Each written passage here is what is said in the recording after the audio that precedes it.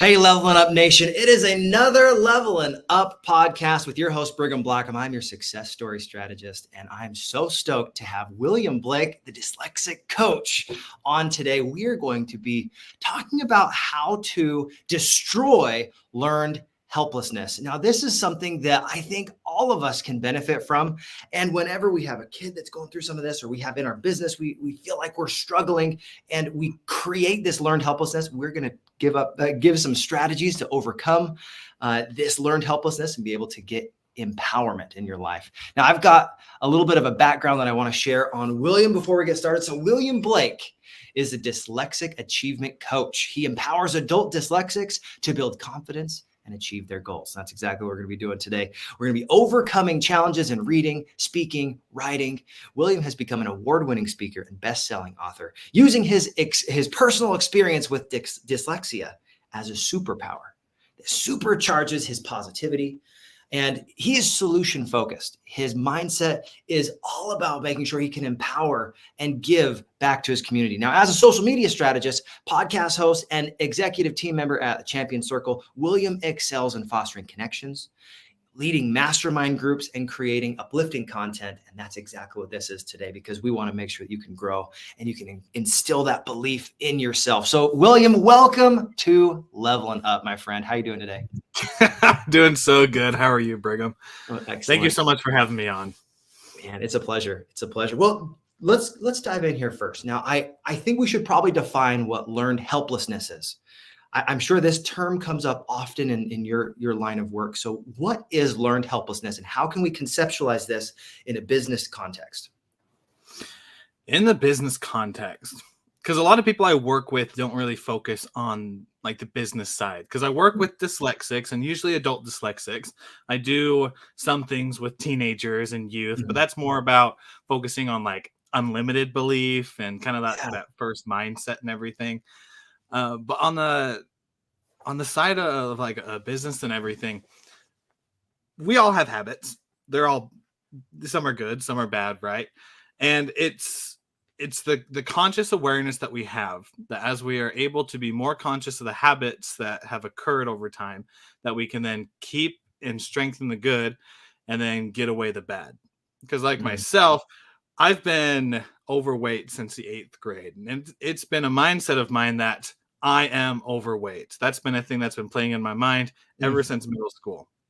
And because of that, it's been 15, 20 years that this habit has been introduced and just conditioned into my life. And I don't know about you, Brigham, but it takes a while to break a habit that you've been doing for 15 years. Yeah, that seems like you need to have some pattern interrupts and figure out a way to make a shift. Exactly. And you said it. It's the pattern interrupt. So it's being intentional. And as you're intentional, you're able to break up the parts of you from the past that are just like, those aren't serving me, and then able to go forward. So when it comes to business and comes to going forward, either in entrepreneurship or in the job that individuals have, it's about first off figuring out I can believe in myself, and then switching that mindset. And then after you work on that belief and mindset, then there are a couple things down the road that you're able to switch afterwards. I love it. So really dialing in on those habits, the routines that serve you. And when I think of learned helplessness, I'm going to give even a little bit deeper definition here. I think this is helpful. When you have done something long enough that you have multiple points of data that this is not for you or it's not working, you need to have sometimes a coach or a mentor come and say, hey, just because you have been going down this path long enough that you're not getting good results doesn't mean that you can't get good results. It doesn't mean that you can't be a success in all different areas of life. It just means that the way you've been going about it is not a pattern that works yet. We can find different micro shifts, and sometimes a micro shift can create a macro gain, making a little shift from just regular water going to hydrogenated water.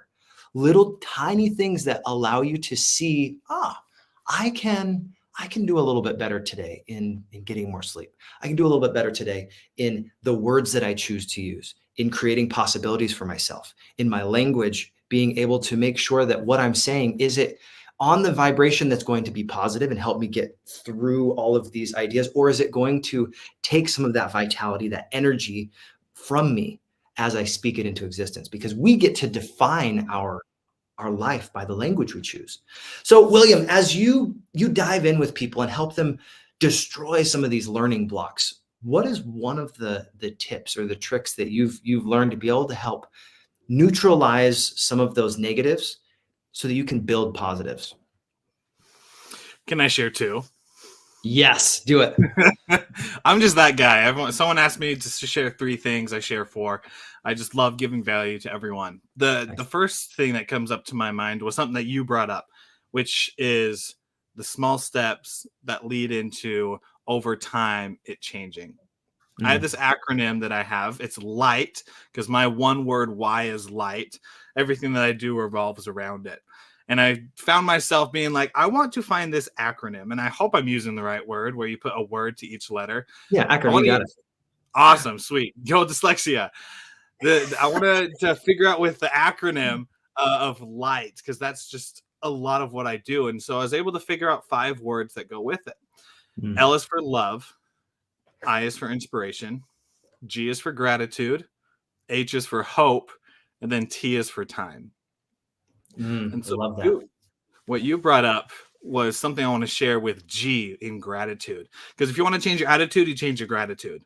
Just like if you want to change your mental state, change your physical state. Because it's about the movement, it's about the momentum to go forward and do whatever we're aiming towards. And I have this activity I call the Grateful 3, of which helps with gratitude.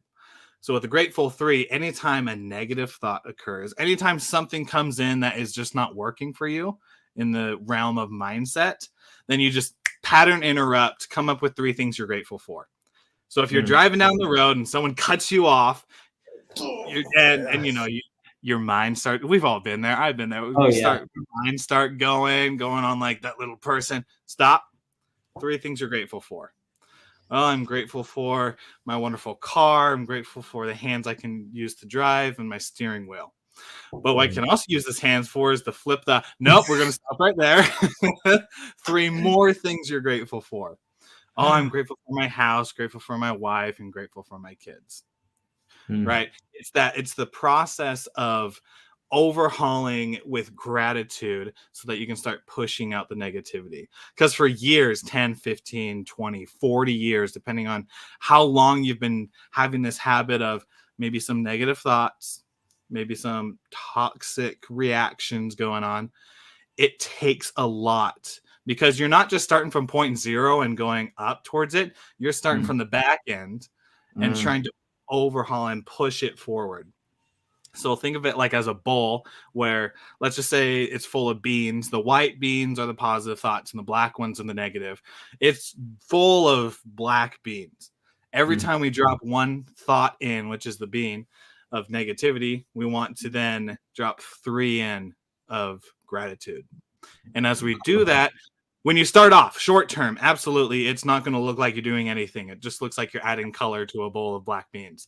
But over time, as you continue to do it, that gratitude's going to then surpass the thoughts of negativity. And that bowl that we have of our mind is going to start looking more grateful. You're going to start looking and have those white beans in this example. I love it. So if I can understand this, I want to make sure that I've got the idea here. Instead of having people read between the lines on the freeway, you think of those 3 things and you replace that negativity with positivity. And if you do that long enough, it's like those black beans get covered up, and eventually you move them into a larger bowl maybe, and you only have those white beans as possible, as many as possible at least. And that gratitude is overflowing. So did I do okay on the conceptualization? And as you said that, I think there's a better analogy that I can start using, but more like an hourglass. Oh, so that's good. The top of it is the hourglass, and every time one thought goes in, another thought comes out. Just like that. I love it. Just like that. And so it's not that the old is going to stay in there forever. It's that we are replacing what was in there. And so as it comes out, we're putting more in. And then over time, it gets to what we talked about, being more grateful. That's excellent. And I've also thought of this as kind of like a bucket that has holes in it. Have you ever experienced like carrying a bucket full of water, but there's a hole or two in it and it just drips out as you're moving? Like maybe you need to go Yes. water some cows or something, or you need to go and put some water in a potted plant. Every time you put water in there, it seeps out a little bit every single time you move. If you are always filling that up, but you don't plug up the negative with the positive, it's almost like the negative is putting more holes in the bucket. And as you fix the holes, you can keep more of that gratitude in there. Hope that makes sense. But just the idea of, even if you are always filling yourself with positivity, if you don't do your best to combat that negative thought and say, what is the thing that's triggering me to have that negative thought? Is there a way that I can respond more positively? Is there a way that I can respond to this and maybe even avoid some of those triggers? This is where it gets into your environment and the people you surround yourself with. Because if you are constantly in a state of anxiety and stress and frustration because of your chosen environment, it may be time to shift your environment. Like you said, get a physical movement of going from where you are to another place. And it's this idea of, have you ever heard of the water tower brigade? I think it's something like that. Like where in corporate America, a lot of people will go and while they're filling up their water, they just kind of bicker and say, oh, I can't believe this person does this. And Yeah. I got this idea from, I think it was the energy bus. Energy vampires are those people that just bring you down, that their energy, like it just draws out all of the positiveness of your life. And if you're constantly surrounded by people that just are cantankerous and angry and fault finding and frustrated, it basically feels like you're getting squeezed.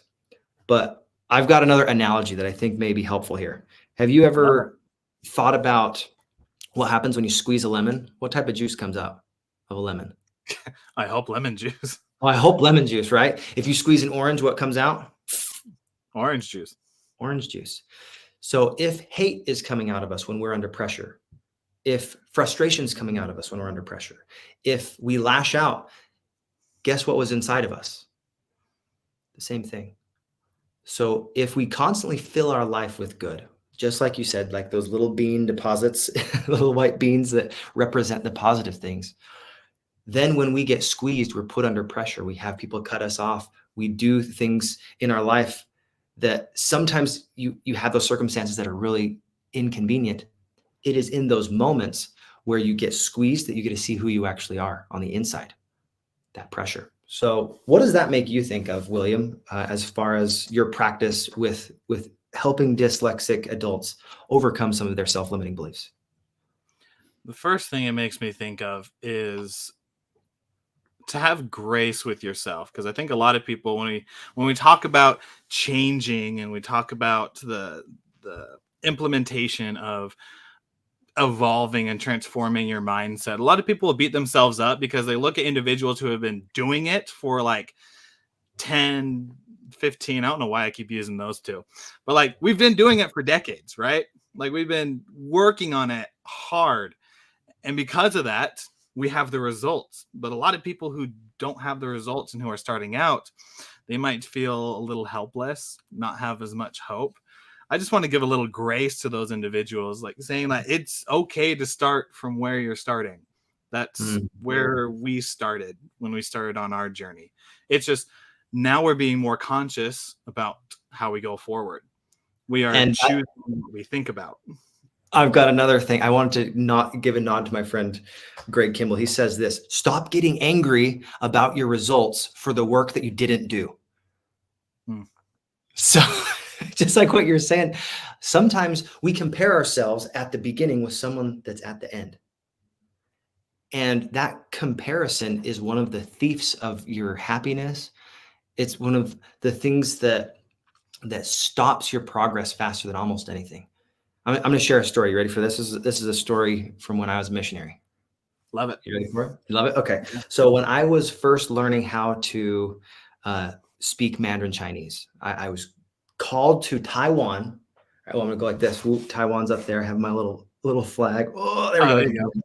Anyway, I was called to Taiwan. I knew that I needed to learn Mandarin to be able to fulfill my mission, to be able to fulfill my calling. And I was in the missionary training center in Provo, Utah. Now, the first few months, it was in the dead of winter. And I don't know if you ever heard of seasonal affective disorder. You heard of this before? Being sad. SAD, sad. Oh, yeah. Yeah. I had multiple moments where I felt completely overwhelmed. I started comparing myself to other missionaries that were learning and picking up the language faster, in my opinion. And I said, oh man, I can only get 5 or 6 words today. Elder Mick's got 20 or 30. What's wrong with me? Why am I not progressing fast? And one of the moments that shifted everything for me, I remember I was doing our language learning platform online, and I just got so frustrated, overwhelmed. I was like, why can't I do this? And I had these negative thought patterns, this negative language. Put my head on the keyboard, and I said a little prayer. I was like, Heavenly Father, if you want me to do this, I need to figure out how to improve, and I need to do it with kindness. And there was this overwhelming thought of, not only can you do this, who I call, I equip. And this idea that when you are willing to do the work, even when the results are not immediately seen, but you do the work and you put in the work consistently, that depression that I was feeling, that force, that pressure, it was turning my language into a diamond. But it takes time, and you can't focus on the things that take months or years to develop in minutes and hours. If you look at developing a language and say, hey, in the last hour that I've been studying, I can't read a newspaper yet. Like, we probably need a little more time, and we need to get in that momentum. But anything you are doing will build upon itself. And there's an expression, Shurjahali Chaja Chenli. The difference of a hair can be 10,000 miles if it goes uncorrected. But think about that course correction. If you stay on the path, you do the things every single day, there's this perseverance that comes from it. You can get to whatever destination you want. And for me, that was mastering Mandarin Chinese. It took time, and I felt like I was slow. But the thing is, I kept going. I kept making progress, and I kept doing the things necessary to understand. And as a missionary, it was a shift of, I don't need to focus on anybody else. I need to figure out, am I better today than I was yesterday? And there's another expression in Chinese, 滴水穿石. The dripping water penetrates the stone. Because it's consistency, it's always dripping. It's dripping over and over and over in the same place. That's how it penetrates that stone. So for you, what are ways that you help people get into momentum, get into this consistency, and be persistent towards their goals? Yeah. Before I share that, I'd love to share a quote that came up to my mind. I think it was Stephen McCartney that said it. It was, the master is the master because the master has failed more than the novice has tried. So true. As we are novices in what we're doing, and all of us are novices when we first start out. When we're in those beginning stages, we do exactly what you said. We compare ourselves for people who've been in there and doing it. Just like I hate how social media is just a highlight reel, because we compare our worst days to other people's best days. Ain't nobody besides Donald Trump or someone posting about like exactly what's going on in his life. It's just a straight up highlight reel. And so we can't compare. And when it comes to that quote, when you're a novice, you just keep trying, and keep failing, because failing is not one and done. I hate using the word failure. I don't think failure is used in my vocabulary unless it's like this, a teaching moment, because failing, the only time you fail is when you quit. Yeah. Only time you fail is when you stop, because if you don't stop, you are just on your journey. Can I share one of my ways that I think about fail? Go ahead. This is so good. It's a faithful attempt in learning. There's another acronym for you. A faithful attempt in learning. It's feedback. That's what failure is. It's feedback. It gives you results to say, I can make an adjustment here and I'm going to get a little bit better results. Or, wow, that was not the most effective thing in this instance. I wonder if I tried it slightly different in this way. And every time you get feedback, it's almost like when you are chiseling out a sculpture, every big strike with that chisel takes off some of those rough edges. And eventually the sculpture that is inside that stone the whole time gets revealed over time. And those failures knock away and chip away at the difficulties in our life, so that as we get more polished, as we reveal the character that's underneath, then we can show the world who we actually are on the inside. We don't have to pretend. We don't have to put on a face. Say, this is actually who I am. I'm being genuine. I love to connect with people. Love to do all these different things. For you, it sounds like you love to instill belief in people. You love to empower, and you love to help people that are adults with dyslexia be able to overcome some of those learning blocks so they can actually read and speak with confidence. So tell us one story. I would love to hear a story from you about what it feels like to help someone overcome a challenge like that. Yeah, I'd love to share that story. And then if I can go back to your previous question, Yeah. kind of more implementation stuff with that. The story that came out to my mind was this wonderful individual. His name was Jordan. Don't need last names. His name was Jordan. Wonderful guy. And as I was working with him, it was very powerful to see the change that he had. When he first started out working with me, he started out with just broke up with his girlfriend. We have all been there when we've had that breakup. Didn't feel like he had any hope. He was on the verge. He had depression and on the verge of more physical acts in that way. But working with him, he started at this place.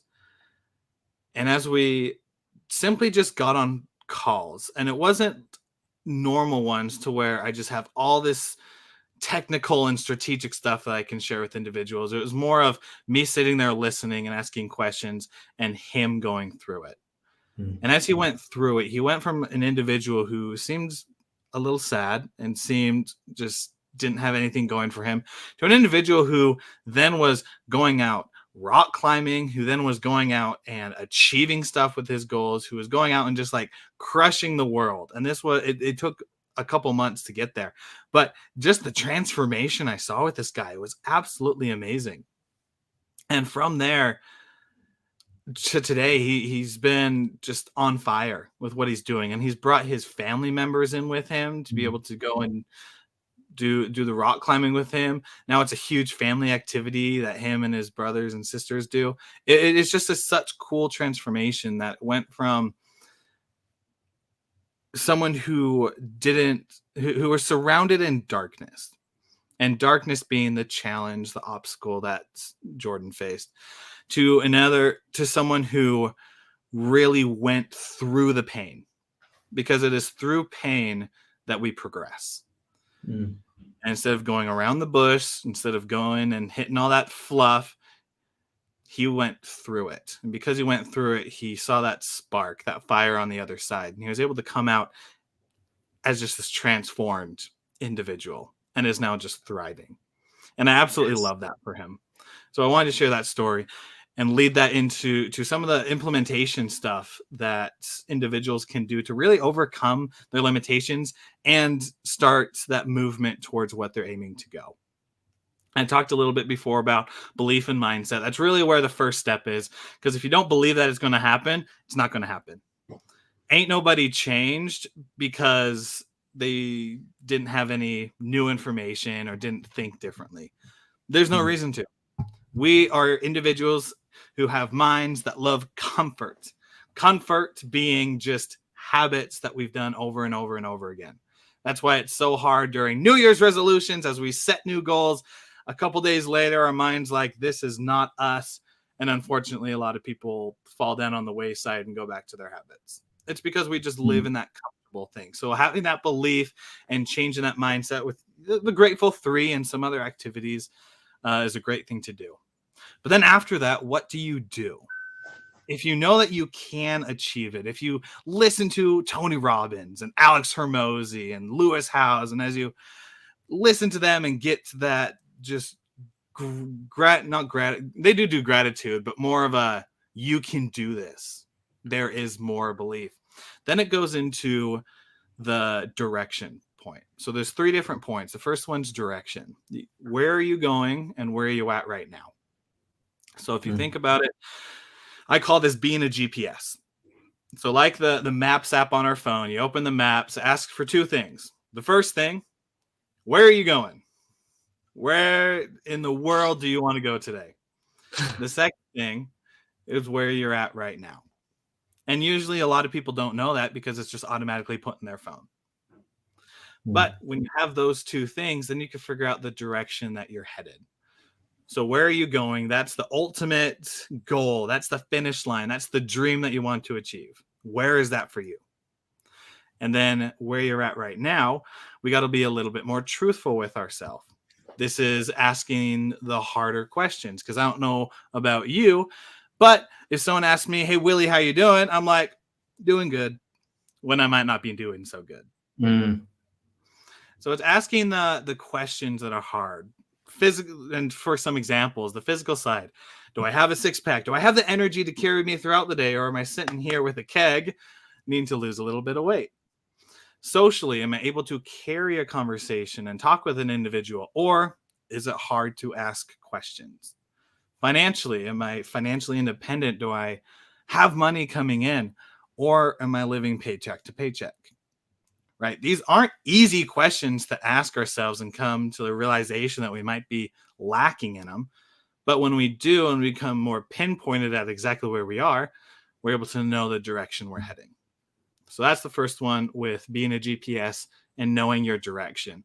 The second part of it is reverse engineering your goal. So whatever your goal is, that finish line, think of it as if you're going to a restaurant and you have the little kids menu and it has the maze. I don't know about you. I always do it to where I start at the finish line and work my way backwards. Then finally, when I put crayon to paper, then I can go through it just flawlessly. That's what we got to do with our goals.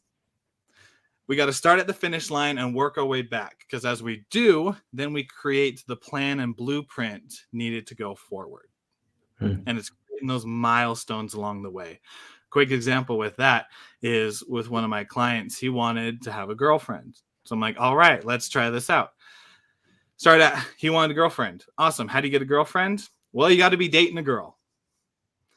How do you date a girl? Well, you got to have a girl that's a friend, right? How do you have a girl that's a friend? Well, you got to have a friend group where there's girls in there. Awesome. How do you have a friend group? Breaks off into 2. 1, you got to be at the places in which the friend group is. So we'll put a pin in that. And then the second one of you got to be able to talk with your friends, to then talk to the girl, to then date the girl, to then get the girlfriend, right? Yes. How do you do that? That breaks off into 2. 1 being, you got to be real. Like, no one wants to date a fake person. So this is where self-confidence, this is where self-love and self-belief comes in. So put a pin in that. Then the other one is the actual skill of communication. Asking the questions, being able to listen, being able to have short conversations as well as deep ones, like that skill. So that's the third pin. So from there, just like the simple of just wanting a girlfriend, which doesn't seem like something that could work in this, you just simply reverse engineer it backwards. And then this individual is able to have 3 things that they can go forward with. Of they need to find places where their friend groups are. They need to have self-confidence and work on themselves and have a life, you could say. And then is the skill of communication. And so those 3 things he was able to take and then have a blueprint to go forward with. So for everyone who's listening, start at the end, whatever it is that you want, because I've done this with many things. I've done this for myself multiple occasions, and I found that it works. And I hope it can work for you guys. Find that thing at the end, work backwards, and you'll have that set of milestones and the blueprint to go forward. And then lastly, end in mind, right? Yeah. Go ahead. Lastly, let's hear this last one. Yeah. Lastly, as I've gone on this for a while, is daily consistent action. So this is what I call the 2% rule. The The 2% rule is if your goal is 100%, that's the completion, then taking 2% action every single day to get you to that goal. Now, with that 2%, a lot of people come back at me and say, well, Willie, why can't we focus on just the 100%? Like, we got this. Why can't we focus on the 1%? Well, in my experience, if you focus on the 100%, you hit a realm of analysis paralysis. And when you're there, this is where the procrastinators and the fake perfectionists live. There is just so much going on and so much you have to tackle that you're paralyzed and you can't even take the simplest of actions today. On the flip side, if you focus on 1%, it doesn't get a fire within you to go and do what you need, and you don't really get out of your comfort zone.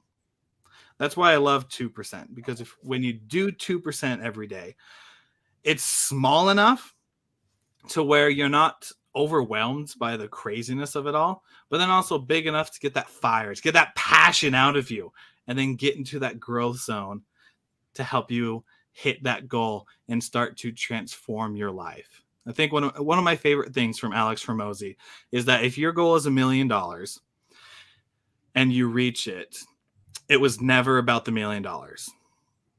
It was about the person who you became to then make that $1 million.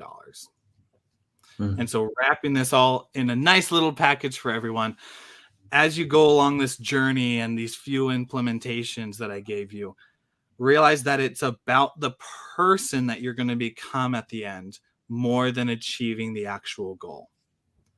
For people who are dyslexic, who have learning disabilities, and who are really struggling with the challenges that they face, these things are great to set goals for. Making $1 million, having a six-pack, being able to be a master communicator. That's great. But when it comes down to it, it's about the individual that you come out on the other side when that happens. Beautifully said. I think that is a great way to think about any goal. A lot of times it is your personal development that holds you back from achieving any goal that you have set. It's not that you can't run a $10 million business. It's that you haven't yet become the person that owns that and that is able to handle it. As you become that person, suddenly the level and pressure of your problems increase and you solve more valuable and intense problems. And I think as we get into understanding how to overcome a lot of these learning blocks, it comes down with making sure that you identify and you know what is it that you actually want. Sometimes you need a coach to stay out of your exact life and see that third-party perspective to say, if this is where you want to go and this is where you are, we probably need to be facing the right direction. Right. Because often we get stuck in this comparison of, well, this person did it in this way and this person did it in that way and then this person did it in this way. And it's almost like you're getting racked with all these different choices. Like the torture machine. Exactly. You're just like getting pulled in all these different directions. But as soon as you say, you know what, my choices matter, and it's those constant daily actions or consistent daily actions that you brought up, moving in the direction that you want, designing the life that you want, and creating that vision of what does it look like being that person. Like I had Ron Williams, who's like Mr. 7-time Olympia, bodybuilder of the decade. He was an amazing guy on my podcast a couple months ago.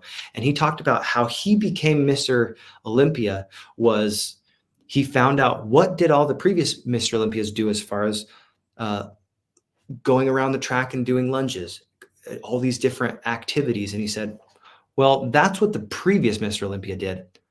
I am Mr. Olympia. I just haven't gotten the title yet. So I'm going to not only do all the iterations, I'm going to do a few more than is expected, because that's what the current Mr. Olympia does. So he found what their standard was and he increased the standard, and his minimums were so intense that he was able to do this day in, day out for years, and over a decade was able to win hundreds of different bodybuilding awards. And you think about how you can apply this to business. You need to be before you can do. You become through the doing, but you need to be who you are. And as you accept whatever it is you want to follow the I am statement, I am an educator, or I am a podcaster, I am whatever it is, you get to identify. Nobody else can use I am for you. That is a distinction that only you as the individual can make. As a business owner, you say, I am a successful entrepreneur. I am someone that creates value. As you create these affirmations and you use them and you live into them, eventually your processes in your mind will start to align with what you want. Because if it doesn't fit your identity, then you'll say, you know what, that choice doesn't make sense for me in this moment because that's not who I am. And it's different. So for me, I've been doing this health transformation the last 3 months, went from 245 to 204 as of yesterday. So it's been a big shift in my mentality. And I am healthy.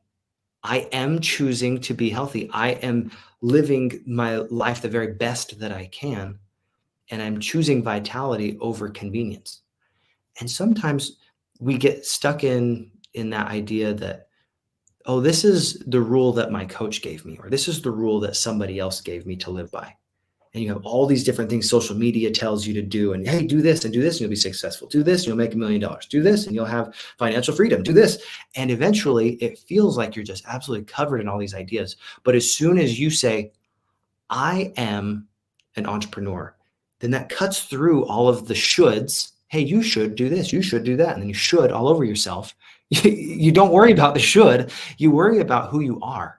And as soon as you say, this is who I am, I'm willing to do this, period, because it is my choice, it is my rule, then any feedback you get from a coach, any feedback you get from a mentor, you adopt it and you internalize it because it's your identity. So in the last few moments that we have together, would you mind talking about how you create your identity and how that is so important to overcome some of these learning blocks?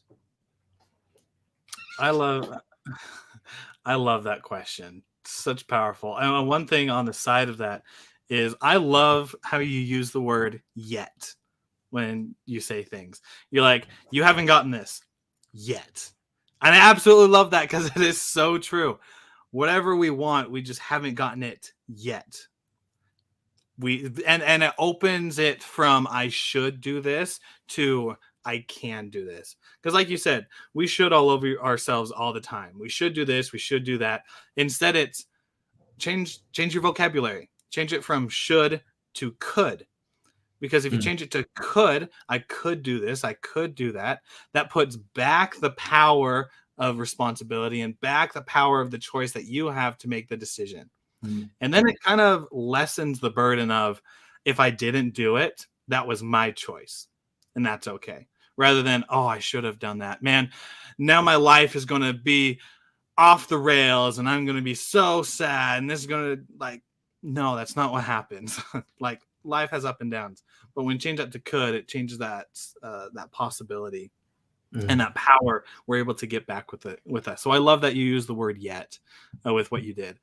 If I could be a little bit vulnerable with these I am statements, I say this to myself, but I don't say it out loud. I used to, but I've kind of slummed away. And I think it's because I thought about what other people thought about me when I said it. When I started out on my journey, I loved Tony Robbins. And I still do. He's a fantastic individual. And I still look up to him. He's the top person in the industry. When I first started, I didn't really know who I was. It was covered by so many leaves of what other people thought about me, years of bad habits, and just really conditionings that I unconsciously and subconsciously put myself into. And because of that, and that question that you asked, I think that in the beginning, sometimes you can just write it down and figure out who you are. And that's great. But I don't think that works for everyone. And I guess I can't even say that. It doesn't work for everyone because it didn't work for me. For me, I had to jump into the persona of someone else. And my I am statement when I started out was, I am the next Tony Robbins. I would Yeah. shout that from the rooftops. I would say that to every single individual. And it was so crazy that when I was like, I am Tony Robbins, as I want to be my mentor. I want to be like that individual who's out there helping people and sharing and being able to donate millions of dollars to individuals who don't have it. I was so surprised about how much kickback I got from it. From people who I thought and probably are doing the stuff that Tony was saying and doing the stuff that everyone else was saying that we should do. They'd always come back and be like, well, Willie, you're not Tony Robbins. Just be yourself.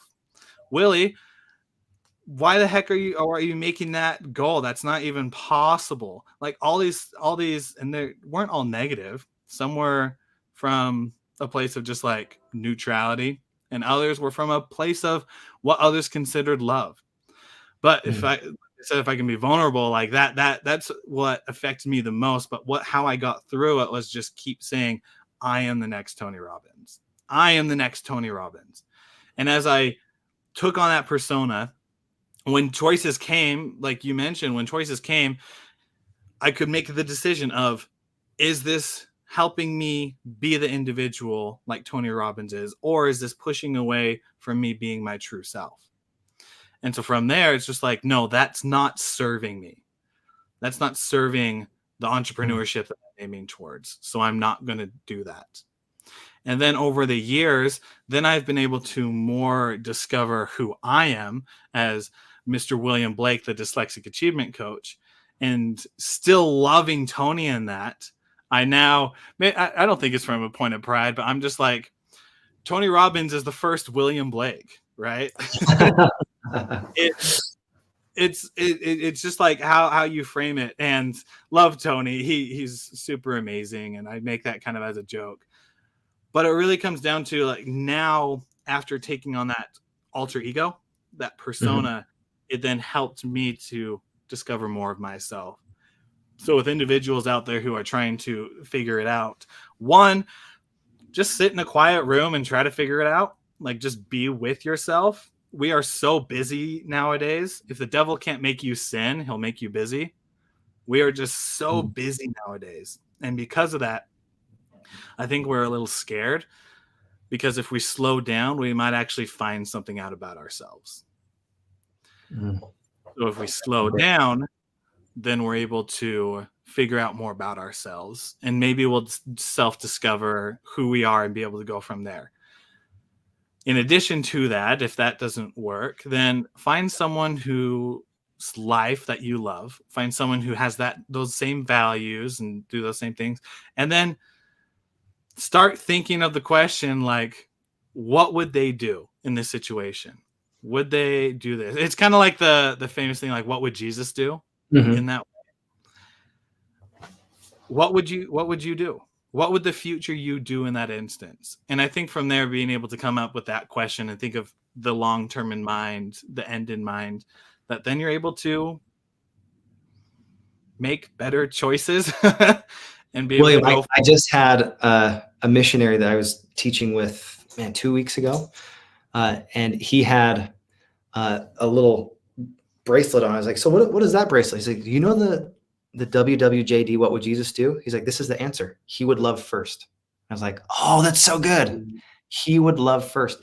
And anytime you choose a mentor or a coach, there's something about their life. There's something about the way they live.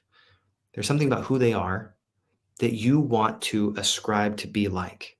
Like, you chose Tony Robbins. I love Tony. He's got a wealth of experience. He's helped literally tens of thousands and probably millions of people at this point change their life, their mindset, their skill set, their tool set.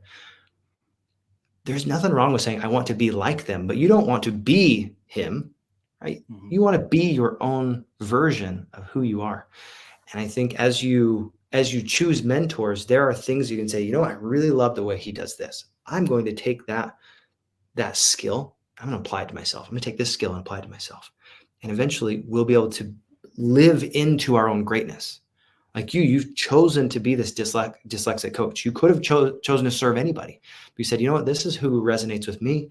I have dyslexia. I was able to overcome it. And here's some different strategies how. You think about the people that you serve. If you can love them first, then you can start to live into your greatness. But if you're always coming from a, how do I get from my audience? How do I get all these things and draw money out or draw all these different things out of people? It's a completely different experience. It's about, I would love to attract you because I'm willing to give. I'm open to it. So before we go, we've got just like a moment left. How do people find you online, William? And how do people stay connected? Because I love the conversation. I want to make sure they can keep connected to you. Absolutely. People can jump over to my website. It's williamblakelight, LIGHT.com. There they'll be able to find all my social links, all the things that are going on in my life. And it's the exact same over my social media. So it's William Blake _light, Instagram, Facebook, LinkedIn, YouTube, TikTok, everywhere, all the places. It's that same thing. I love it. So that's where you can. Well, thank you so much, William. It has been a pleasure chatting with you, my friend. And I know this isn't going to be the last time we are connecting. I'm so thankful for the insight that you brought, the light that you bring, and the empowerment that you give to every single person. So thank you for that. And guys, if you want to keep getting more and more value, hit that like and subscribe button. Go ahead and connect with us. We want to make sure that we continue to help add value every single day. We're here every Thursday. So grateful for you, and God bless. Thanks again, William. Thank you.